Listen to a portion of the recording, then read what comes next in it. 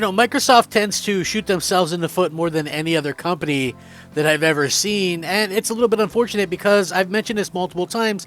They have a really good product. Xbox Series X is a fantastic product, but it's one that people don't trust, and it's one that obviously people are going to kind of shy away from until Microsoft can prove that they're in kind of the idea of exclusive games again, and that might never happen, right?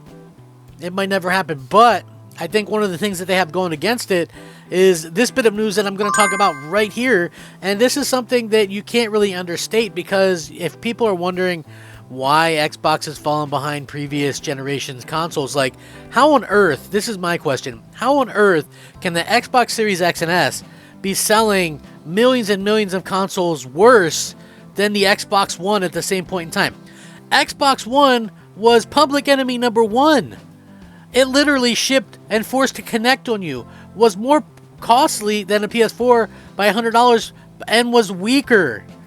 They tried to implement DRM, no used games, a TV and entertainment aspect.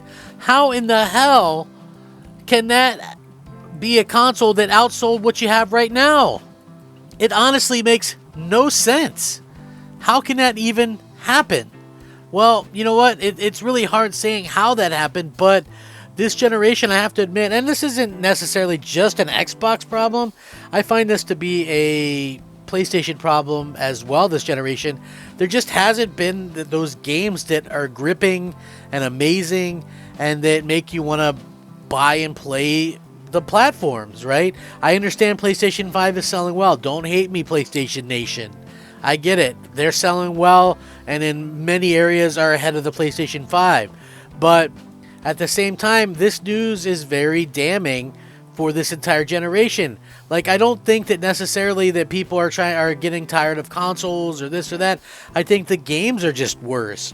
And there's lots of reasons to blame for that, but I think, obviously one of the reasons is, and I hate throwing this word out there because it's so generic, but woke is a thing, right? And I don't mean that in such a negative way, but you have these companies like Microsoft that are going all in on this kind of stuff and, using the Sweet Baby ink and people are mostly playing games, according to this.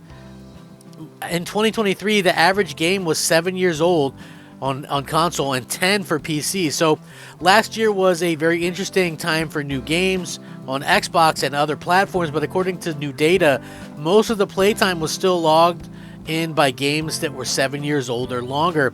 From a report from Newzoo, which lists the top 10 games in 2023, based on monthly active users in terms of Xbox, the average age of the top 10 is 7.2 years old per game. PlayStation is 7.4 years. Here's the list of the top 10 based on monthly active users. For Xbox, this is Xbox only right here, according to the list. You had Fortnite, then Call of Duty, Modern Warfare 2 and 3, and Warzone, which all took up the second spot. Grand Theft Auto 5, which that game came out in 2013. Minecraft, Roblox, Rainbow Six Siege, Rocket League, Starfield, Apex Legends, and FIFA. Man, those are some old games. Like, for me personally, I even dip back into playing PS3, Xbox 360. I'll go way back and play some of these games because, to be honest with you, you play, you try, and listen, I'm the type of person that buys and tries a ton of games. So, boom, I bought, Suicide Squad, Kill the Justice League, right?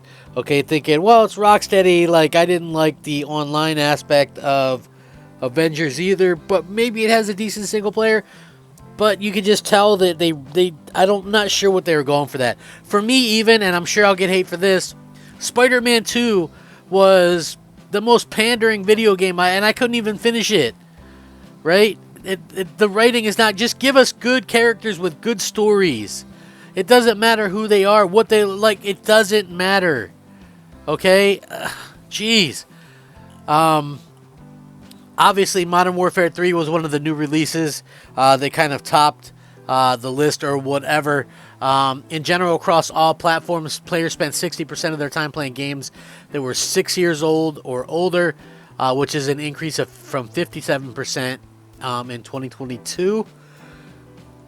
Now, new releases accounted for 23% of the overall playtime and a slight increase compared to 22. The most of the attention going towards franchises like annual releases like Call of Duty and NBA 2K. The rest of the new games added up to just 8% of all playtime across these platforms.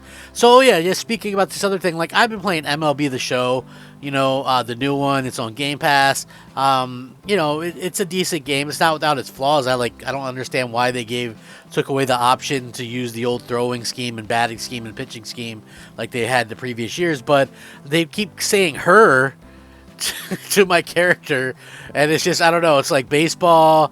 Like, hey, let's try and force women in. I'm not sure what exact percentage of women are part of the baseball demo, but I can't imagine it's many.